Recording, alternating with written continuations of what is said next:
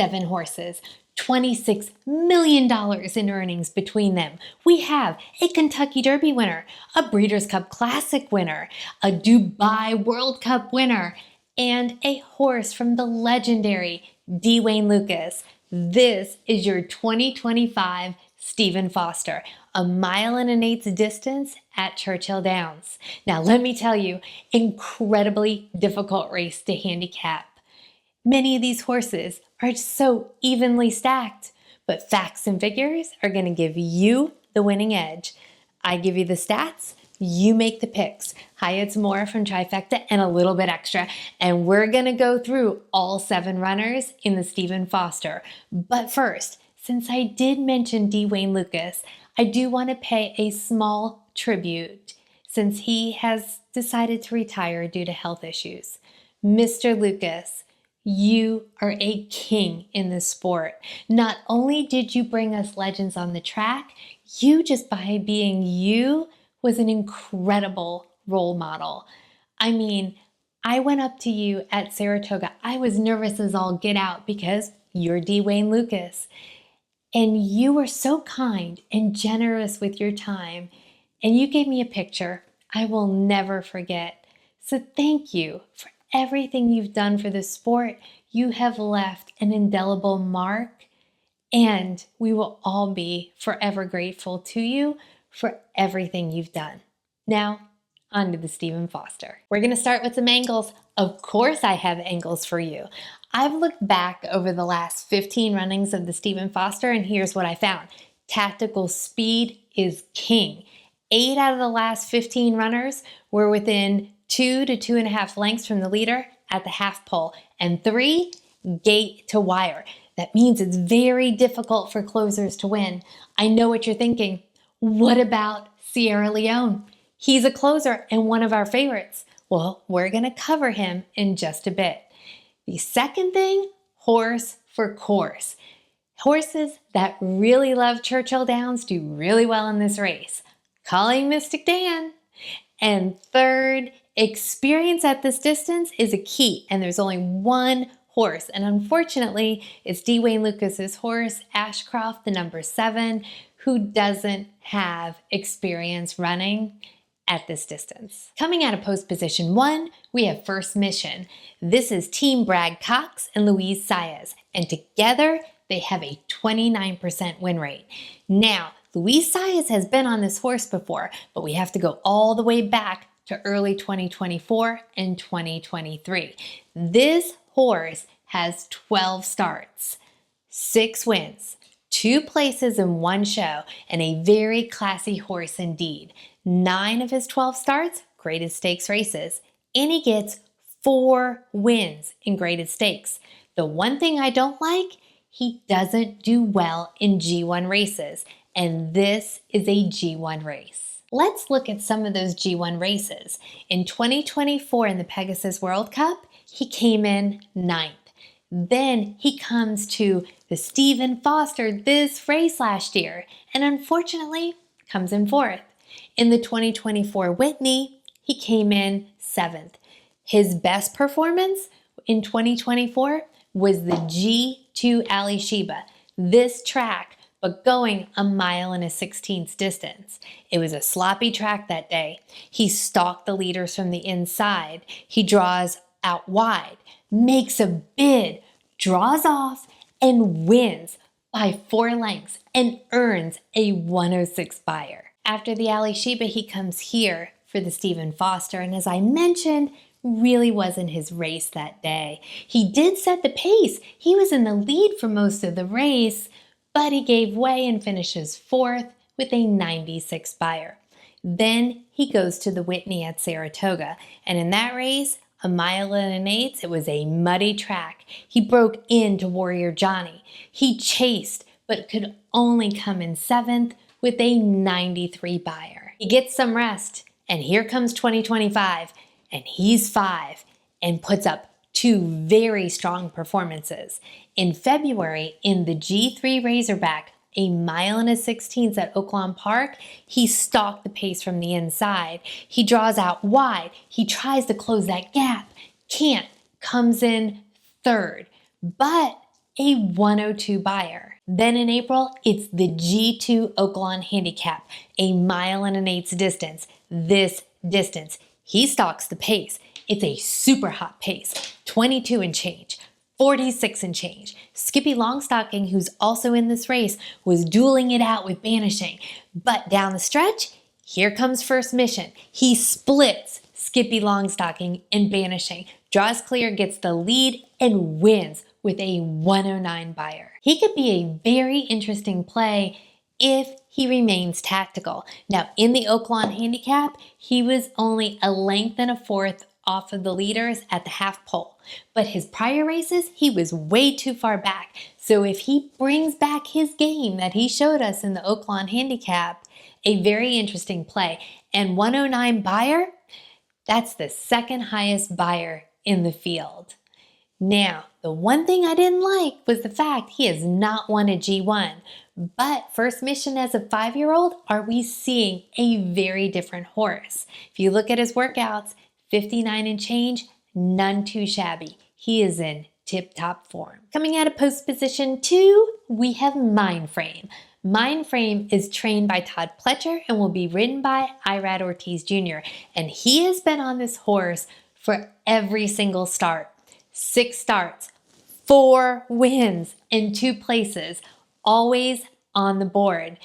And the last 4 starts, all graded stakes, 3 being G1. The last time we saw him was Kentucky Derby Day. He was in the Churchill Downs Stakes going 7 furlongs. Remember that day? It was super sloppy. In that race, he was very patient. He held off the pace. He swings wide. He rallies. And he gets the win by a neck and a 99 buyer. And in that race, he won against G1 level horses. Before that, he was in the Gulfstream Park Mile. Again, a very patient, stalking ride. When it was time to make his move, he made it. Boom. And got the win by a length and a quarter and earned a 96 buyer. I do want to point out that both these races have been at the shorter distances, but as a 3-year-old, he was tested in a 1.125 and a 1.125 race. In the Haskell going a 1.125, he stumbled and got bumped right at the start. He goes over to the rail. He stalks the lead pack. Now going into the turn, he got off the rail and he challenged Dornick for the win. Dornick was not having it. He fought back and he did win, and Mindframe came in second, but he got a 101 buyer. Prior to the Haskell, he battled it out with Dornick at the Belmont. Now, he had very little foundation going into the Belmont, and he was able to battle Dornick and come in second with a 101 buyer. That is very impressive. At age 3, he was knocking on the door of 2 very big races with very little foundation. Now he has 2 wins and a ton of confidence. His buyers may be a little bit lower than some, but he's only 4 years old and he can progress by leaps and bounds. He's got Irad aboard. Irad knows how to ride this horse. And this horse, when you look at the angles, he's got the stalking style. He has 2 runs at Churchill Downs with 2 wins. This is a horse I really, really like. Before we go on to the next horse, if you're finding this information useful, hit like and hit subscribe. It doesn't end here. We're going to Saratoga next. It's going to be a Saratoga summer, 1 race a week being brought to you. Don't miss out on my horse racing coverage. Coming out of post position 3, we have the most experienced horse in the field, and that is Skippylongstocking. 32 starts. Incredible. He is a 6-year-old. 11 wins, 3 places, and 7 shows. He's trained by Joseph Safi Jr. and will be ridden by Jose Ortiz, and Jose Ortiz has been on him 5 times. Now, out of the 32 starts, he's got 24 in graded stakes races. Super classy horse. Just like First Mission, he just hasn't been able to win a G1 race. He's had 10 G1 starts and none were winners. He came in 3rd in the Pegasus Cup this year. He came in 6th in the Breeders' Cup Dirt Mile in November, 5th in the Whitney, and 3rd in last year's Stephen Foster. And for the angle of having Churchill Downs experience and liking Churchill Downs, out of his 32 races, only 2 have been here at Churchill Downs, and the best that he could do was a 3rd place finish. Now let's look at some of his past races. In May, he was in the G2 Hollywood Gold Cup going 1.25 miles at Santa Anita. Now, in that race, he was the 4-5 favorite. It was a blazing hot pace, 22 and change, 46 and change. He stalked 4 wide going around the turn, makes a move, charges, duels Midnight Mammoth, and gets the win with a 98 buyer. Prior to that race, he was in the G2 Oaklawn Handicap with First Mission. Now in that race, he was up front doing all the work. He was dueling a horse. He puts that horse away, goes around the turn, has to duel another horse, and unfortunately he comes in 3rd with a 97 buyer. His best buyer did come in the Oaklawn Handicap, but that was last year with a 107. This year he earned his top 104 in the Michelob Ultra Challenge Stakes at Tampa Bay. But in that race, he was only against 3 other horses, and 2 of those horses, they went on to optional claimers after that race. Now his running style does fit the angles he likes to stalk. But as I mentioned, not having that G1 win makes me a little hesitant, and the quality of the horses he's going to see on Saturday are super strong. But here's what's going for him and why I would say he would be my top long shot play. The pace of this race, it's a little murky. Really hard to figure out who's going to go to the lead. The top early pace we see are First Mission, Skippylongstocking, and Ashcroft. Now, if I look at those 3 horses, the only horse that has won from the lead, so gate to wire from the lead, is Skippylongstocking. He actually did it twice in the 2023 and 2024 Charlestown Classic, 1.125 miles distance, and in last year, he earned a 106 buyer. And for that reason, I could see personally for me, a long shot play. The number 4 horse is Sierra Leone. Trained by Chad Brown, he'll be ridden by Flavian Pratt, and together they have a 28% win rate. Now this horse knows how to hit the board. 10 starts, 4 wins, 3 places, and 3 shows. A very accomplished 4-year-old. Remember, he was in the Kentucky Derby, went from 18th to 2nd, and lost by a nose to Mystik Dan. Also remember, he kind of drifted in that race, and we saw that again at the Belmont. He stumbled, he drifted in, and unfortunately he came in 3rd behind Dornick and Mindframe. And Mindframe, recall, is the number 2 horse in this race. Next stop is the Jim Dandy, 1.8 miles distance at Saratoga. And just like we tend to see with Sierra Leone, he drops all the way back, kind of hugs the rail. Then when it's time, boom, he launches himself, and he took it to Fierceness. Now him and Fierceness dueled, and unfortunately Fierceness got the best of him that day, but this was the first time that Sierra Leone put up a triple-digit buyer of 102. Then comes the Travers, 1.4 miles distance at Saratoga. And this was the race between Fierceness and Torpedo Anna. Unfortunately, Sierra Leone didn't have a great race. He finished 3rd. He was just too far back. When he tried to make a rally, he just didn't close the gap. But he did earn a better buyer at 109. His final race of 2024 was his best race yet. It is the Breeders' Cup Classic, 1.4 miles at Del Mar. This is the race everybody wants to win. And in this race, oh my, was the pace blazing hot. 22 under 45. Sets up beautifully for Sierra Leone. he's all the way in the back like he's used to. And then when it was time, he just launched himself with this monster rally. And again, he and Fierceness were dueling it out. But who got the better that day?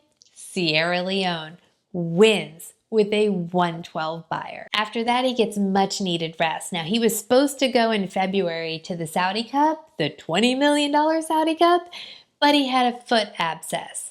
Instead, in March, he goes to the New Orleans Classic at the fairgrounds, a 1.125 distance.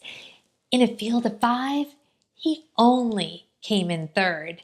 He just didn't have that rally that we're used to, and he certainly didn't have the pace set up. Now you have to ask yourself, is he going to get the pace set up in this race? In fact, even Chad Brown has been questioning, what's this race going to hold for him? Because he said, the pace is lukewarm. But this is a really talented horse. So you're going to have to evaluate the fact he's so super talented versus the pace that he's going to have to run into. Can he overcome that and get the win? Coming out of post position 5, we have our 2024 Kentucky Derby winner, Mystik Dan. Trained by Kenny McPeak, he'll be ridden by Brian Hernandez Jr. 13 starts, 4 wins, 3 places, 1 show. You want to hear the most interesting thing though? This is a horse for course. Out of those 4 wins, 3 are at Churchill Downs. He's been at Churchill Downs 4 times and got 3 wins. This horse loves this track. Now, after winning the Kentucky Derby and coming in second in the Preakness, he had a bit of a bumpy ride in his 3-year-old campaign. We saw a very tired Mystik Dan going into the Belmont last year, the Belmont at Saratoga, going 1.4 miles. He came in 8th with an 80 buyer. Then he goes to the G1 Malibu Stakes at Santa Anita, 7 furlongs. And in that race, he finished last with an 83 buyer. He comes to the Pegasus World Cup at Gulfstream in January, 1.125 miles distance, and there he stalked the pace, but he retreated and he finished 9th with a 78 buyer. Now in May, he goes to Oaklawn for the Lake Washita Stakes, and here comes the Mystik Dan we know and love. He breaks like a rocket. He takes it to Saudi Crown. Now he is challenging Saudi Crown down the stretch, and unfortunately, he loses by a whisker of a nose. But he's back with a 101 buyer. And he gets back to the track that he knows and loves. This track and this distance, it's the Blaine Stakes. And what does he do? He wins. He wins by 1.25 lengths and a 99 buyer. Now his buyers are slightly below First Mission and Sierra Leone, but he's 4. And there's something about his love of this track. And for that reason, personally, he's on my radar for the win in this race. Coming out of post position 6, we have Hit Show, Brad Cox, second entry. Ridden by Florent Giroux, together they have a 25% win rate. Now this horse is the top earner in the field. We have a Kentucky Derby winner. We have a Breeders' Cup Classic winner. We have Skippylongstocking with 32 starts, and Hit Show is the top earner? Absolutely. $8.4 million. And that's because he won the Dubai World Cup in Meydan this year, going 1.4 miles distance. At age 5, he has 18 starts, and 9 times were wins. That means half the time, he's in the winner's circle. And 1 place and 1 show. Out of the 18, 14 were graded stakes entries, but only 1 was a G1 winner. and that was the Dubai World Cup. Now, if you watch the Dubai World Cup, there is no way you can't say that Hit Show didn't put on a show that day. I mean, he was mid-pack for most of that race. How many of us actually thought he was winning that race? It looked like Mixto was going to get to the winner's circle, but Hit Show took it to Mixto and edged him out to get that win. His prior win, 2 races back, the Louisiana Stakes race at the fairgrounds, 1 mile and 1/16. It was a sloppy track, but he went from 8th to 1st with a 98 buyer. So how has he done at Churchill Downs? Well, 5 starts and only 2 wins. And those wins, I'm not really sure what to say about them. One was this distance, but it was an optional claimer. So the competition, not what he's going to see here on Saturday. The other one was in September at the Lucas Classic. He gets the win, but it was a sloppy and sealed track. Best buyer overall with 100, but sloppy sealed track. When he came back to Churchill Downs in November for the Clark, again, this distance, he was closer to the leaders than he normally is. Normally, he's further in the back, and actually, that's the kind of tactical style we're going to want to see on Saturday. But he couldn't hold it, and he comes in 3rd.